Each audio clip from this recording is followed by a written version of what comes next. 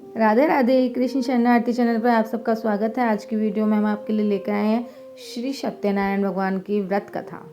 चलिए फिर शुरू करते हैं।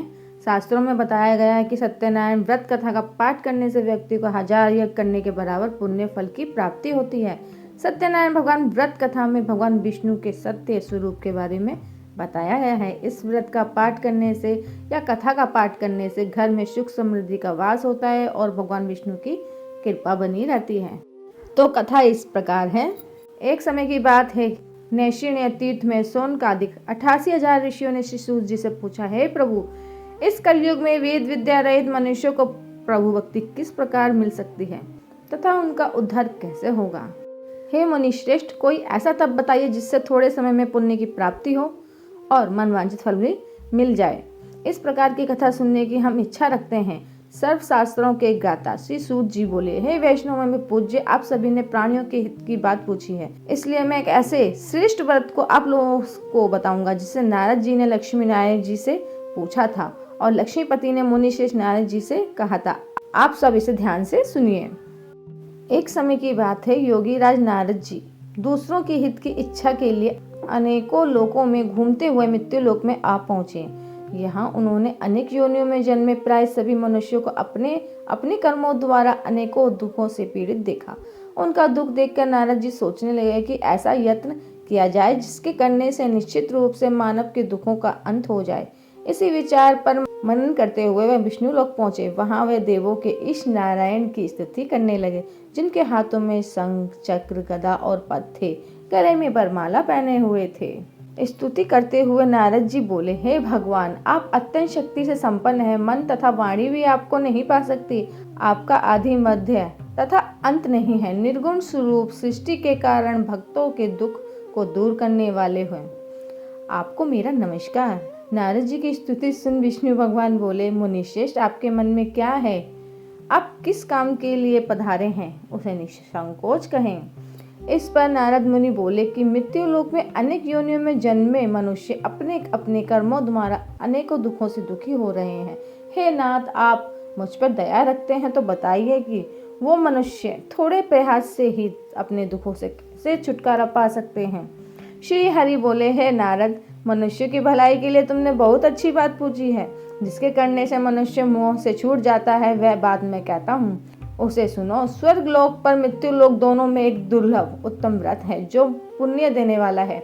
आज प्रेम वश होकर मैं उसे तुमसे कहता हूँ। श्री सत्यनारायण भगवान का ये व्रत अच्छी तरह विधान पूर्वक करके मनुष्य तुरंत ही यहाँ सुख भोग कर मरने पर मोक्ष पाता है। श्री हरि के वचन सुन नारद जी बोले कि उस व्रत का क्या फल है और उसका क्या विधान है। यह व्रत किसने किया है, इस व्रत को किस दिन करना चाहिए, सभी कुछ विस्तार से बताइए। नारद की बात सुनकर श्री हरि बोले, दुख व शोक दूर करने वाला, यह सभी स्थानों पर विजय दिलाने वाला मानव को भक्ति व श्रद्धा के साथ शाम को सत्यनारायण भगवान की पूजा धर्मपरायण होकर ब्राह्मणों व बंधुओं के साथ करनी चाहिए। भक्ति भाव से ही नैवेद्य, केले का फल, घी, दूध और गेहूं का आटा सवाया ले। गेहूं के स्थान पर साठी का आटा, शक्कर तथा गुड़ ले व सभी भक्षण योग्य पदार्थों को मिलाकर भगवान का भोग बनाएं। ब्राह्मणों सहित बंधु बांधवों को भी भोजन कराए। उसके बाद स्वयं भोजन करे। भजन कीर्तन के साथ भगवान की भक्ति में लीन हो जाए। इस तरह से सत्यनारायण भगवान का यह व्रत करने पर मनुष्य की सारी इच्छाएं निश्चित रूप से पूरी होती हैं। इसी कलिकाल अर्थात कलियुग में मृत्यु लोक में मोक्ष का यही एक सरल उपाय बताया गया है। बोलो श्री सत्यनारायण भगवान की जय। सत्यनारायण भगवान की व्रत कथा का दूसरा अध्याय शुरू करते हैं। सूत जी बोले, हे ऋषियों, जिसने पहले समय में इस व्रत को किया था उसका इतिहास कहता हूँ। ध्यान से सुन दो। सुंदर काशीपुरी नगरी में एक अत्यंत निर्धन ब्राह्मण रहता था। भूख प्यास से परेशान वह धरती पर घूमता रहता था।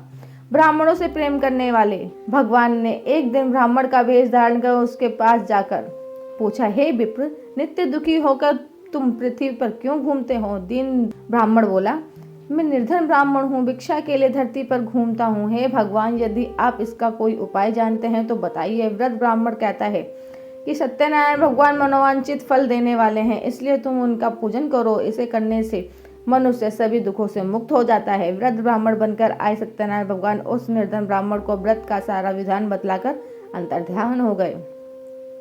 ब्राह्मण मन ही मन सोचने लगा कि जिस व्रत को वृद्ध ब्राह्मण करने को कह गया है मैं उसे जरूर करूंगा। यह निश्चय करने के बाद उसे रात में नींद नहीं आई। वह सवेरे उठकर सत्यनारायण भगवान के व्रत का निश्चय कर भिक्षा के लिए चला गया। उस दिन निर्धन ब्राह्मण को भिक्षा में बहुत धन मिला, जिससे उसे बंधु बांधवों के साथ मिलकर श्री सत्यनारायण भगवान का व्रत संपन्न किया। भगवान सत्यनारायण का व्रत संपन्न करने के बाद वह निर्धन ब्राह्मण सभी दुखों से छूट गया और अनेक प्रकार की संपत्तियों से युक्त हो गया। उसी समय से यह ब्राह्मण हर माह इस व्रत को करने लगा। इस तरह से सत्यनारायण भगवान के व्रत को जो मनुष्य करेगा वह सभी प्रकार के पापों से छूटकर मोक्ष को प्राप्त होगा। जो मनुष्य इस व्रत को करेगा वह भी सभी दुखों से मुक्त हो जाएगा। सूत जी बोले कि इस तरह से नारद जी से नारायण जी का कहा हुआ। श्री सत्यनारायण व्रत को मैंने तुमसे कहा। हे विप्रो, मैं अब और क्या कहूँ। ऋषि बोले, हे मुनिवर, संसार में इस विप्र से सुनकर और किस किस ने इस व्रत को किया, हम सब इस बात को जानना चाहते हैं, सुनना चाहते हैं। इसके लिए हमारे मन में श्रद्धा भाव है। सूत जी बोले, हे मुनियों, जिसने इस व्रत को किया है वह सब सुनो। एक समय वही विप्र धन व ऐश्वर्य के अनुसार अपने बंधु बांधवों के साथ इस व्रत को करने को तैयार हुआ। उसी समय एक लकड़ी बेचने वाला बूढ़ा आदमी आया और लकड़ियां बाहर रखकर अंदर ब्राह्मण के घर में गया। प्यास से दुखी वह लकड़हारा उनको व्रत करते देख विप्र को नमस्कार कर पूछने लगा कि आप ये क्या कर रहे हैं। तो उन्होंने बताया कि व्रत कर रहा हूँ तथा इसे करने से क्या फल मिलेगा, कृपया मुझे बताइए। ब्राह्मण ने कहा कि सब मनोकामनाओं का पूरा करने वाला ये सत्यनारायण भगवान का व्रत है। इनकी कृपा से ही मेरे घर में धन धान्य के आदि की वृद्धि हुई है। विप्र से सत्यनारायण व्रत के बारे में जानकर लकड़हारा बहुत प्रसन्न हुआ। चरणामृत ले व प्रसाद खाने के बाद वह अपने घर को गया। लकड़हारे ने अपने मन में संकल्प किया कि आज लकड़ी बेचने से जो धन मिलेगा उसी से सत्यनारायण भगवान का उत्तम व्रत करूंगा। मन में इस प्रकार का विचार ले बूढ़ा आदमी सिर पर लकड़ियां रखकर उस नगर में बेचने गया जहां धनी लोग ज्यादा रहते थे। उस नगर में उसे अपनी लकड़ियों का दाम पहले से 4 गुना ज्यादा मिला। बूढ़ा प्रसन्नता के साथ दाम लेकर केले, शक्कर, घी, दूध, दही और गेहूं का आटा ले और सत्यनारायण भगवान के व्रत की अन्य सामग्री लेकर अपने घर को गया। वहां उसने अपने बंधु बांधवों को बुलाकर विधि विधान से सत्यनारायण भगवान का पूजन और व्रत किया। इस व्रत के प्रभाव से वह बूढ़ा लकड़हारा धन पुत्र आदि से युक्त होकर संसार के समस्त सुख भोग कर अंत में वैकुंठ धाम को चला गया। बोलो श्री सत्यनारायण भगवान की जय। सत्यनारायण भगवान की व्रत कथा का 3रा अध्याय। सूत जी बोले, हे श्रेष्ठ मुनियों, अब आगे की कथा कहता हूँ। पहले समय में उल्कामुख नाम का एक बुद्धिमान राजा था। वह सत्यवक्ता और जितेंद्रिय था। प्रतिदिन देव स्थानों पर जाता और निर्धनों को धन देकर उनके कष्ट दूर करता। उनकी पत्नी कमल के समान मुख वाली तथा सती साध्वी थी। भद्रशिला नदी के तट पर उन दोनों ने सत्यनारायण भगवान का व्रत किया। उसी समय साधु नाम का एक वैश्य आया। उसके पास व्यापार के लिए बहुत सा धन था। राजा को व्रत करते देखकर वह विनय के साथ पूछने लगा, हे राजन, भक्ति भाव से पूर्ण होकर आप ये क्या कर रहे हैं? मैं सुनने की इच्छा रखता हूँ, तो आप मुझे बताइए। राजा बोला, हे साधु, अपने बंधु बांधवों के साथ पुत्रादि की प्राप्ति के लिए एक महाशक्तिमान श्री सत्यनारायण भगवान का व्रत व पूजन कर रहा हूँ। राजा के वचन सुनकर साधु आदर से बोला, हे राजन, मुझे इस व्रत का सारा विधान कहिए। आपके कथनानुसार मैं भी इस व्रत को करूंगा। मेरी भी कोई संतान नहीं है और इस व्रत को करने से निश्चय रूप से मुझे संतान की प्राप्ति होगी। राजा से व्रत का सारा विधान सुन व्यापार से निवृत्त हो वे अपने घर को गया। साधु वैश्य ने अपनी पत्नी को संतान देने वाले इस व्रत का वर्णन कह सुनाया और कहा कि जब मेरी संतान होगी तब मैं इस व्रत को करूंगा। साधु ने इस तरह के वचन अपनी पत्नी लीलावती से कहे। एक दिन लीलावती पति के साथ आनंदित हो संसारिक धर्म में प्रवृत्त हो सत्यनारायण भगवान की कृपा से गर्भवती हो गई। 10वें महीने में उसके गर्भ से एक सुंदर कन्या का जन्म हुआ। दिनों दिन वह कन्या इस तरह बढ़ने लगी जैसे शुक्ल पक्ष का चंद्रमा बढ़ता है। माता पिता ने अपनी कन्या का नाम कलावती रखा। एक दिन लीलावती ने मीठे शब्दों में अपने पति को याद दिलाया कि आपने सत्यनारायण भगवान के व्रत करने का संकल्प लिया है, उसे करने का समय आ गया है, आप इस व्रत को करिए। साधु बोला, हे प्रिय, इसके विवाह पर करूंगा। इस तरह अपनी पत्नी को आश्वासन देकर वह नगर को चला गया। कलावती पिता के घर वृद्धि को प्राप्त हो गई। साधु ने एक बार नगर में अपनी कन्या को सखियों के साथ देखा तो तुरंत दूध बुलवाकर और कहा कि मेरी कन्या के लिए कोई योग्य वर देखकर लाओ। साधु की बात सुनकर दूत कंचन नगर में पहुंचा और वहां देखभाल कर लड़की के लिए सुयोग्य वाणिक पुत्र को ले आया। सुयोग्य लड़के को देखकर साधु ने बंधु बांधवों को बुलाकर अपनी पुत्री का विवाह कर दिया। लेकिन दुर्भाग्य की बात यह है कि साधु ने अभी भी सत्यनारायण भगवान का व्रत नहीं किया। इस पर शिव भगवान क्रोधित हो गए और शाप दिया कि साधु को अत्यधिक दुख मिले।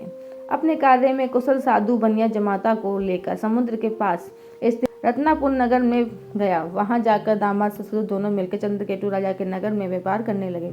एक दिन भगवान सत्यनारायण की माया से एक चोर राजा का धन चुराकर भागा जा रहा था। उसने राजा के सिपाहियों को अपना पीछा करते देख चुराया हुआ धन वहां रख दिया जहां साधु अपने जमाई के साथ ठहरा हुआ था। राजा के सिपाहियों ने साधु वैश्य के पास राजा का धन पड़ा देखा तो वह ससुर जमाई दोनों को बांधकर प्रसन्नता से राजा के पास ले गए और कहा कि इन दोनों चोरों को हम पकड़कर लाए हैं, आप आगे की कार्यवाही की आज्ञा दें। राजा की आज्ञा से उन दोनों को कठिन कारावास में डाल दिया गया और उनका सारा धन छीन लिया गया। श्री सत्यनारायण भगवान के शाप से साधु की पत्नी भी बहुत दुखी हुई। घर में जो धन रखा था उसे चोर चुरा के ले गए। शारीरिक तथा मानसिक पीड़ा व भूख प्यास से अति दुखी होने की चिंता में कलावती के एक ब्राह्मण के घर पहुंची। वहां उसने श्री सत्यनारायण भगवान का व्रत होते देखा, फिर कथा सुनी। वह प्रसाद ग्रहण कर वह रात को घर वापस आई। ने कलावती से पूछा कि हे पुत्री, अब तक कहाँ थी तू? तेरे मन में क्या है? कलावती ने अपनी माता से कहा, हे माता, मैंने एक ब्राह्मण के घर में श्री सत्यनारायण भगवान का व्रत देखा। कन्या के वचन सुनकर लीलावती भगवान के पूजन की तैयारी करने लगी। लीलावती ने परिवार बंधुओं से सत्यनारायण भगवान का पूजन किया और उनसे वर मांगा कि मेरे पति तथा जमाई शीघ्र घर आ जावें। साथ ही ये प्रार्थना भी की, हम सबका अपराध क्षमा कर। सत्यनारायण भगवान इस व्रत से संतुष्ट हो गए और राजा चंद्रकेतु को सपने में दर्शन दे कहा कि हे राजन, उन दोनों वेश्यों को छोड़ दो और तुमने उनका जो धन लिया है उसे वापस कर दो। अगर ऐसा नहीं किया तो मैं तुम्हारा धन, राज्य व संतान सभी नष्ट कर दूंगा। राजा को यह सब कहकर वे अंतर्ध्यान हो गए। प्रातःकाल सभा में राजा ने अपना सपना सुनाया, फिर बोले कि वाणिक पुत्रों को कैद से मुक्त कर सभा में बुलाओ।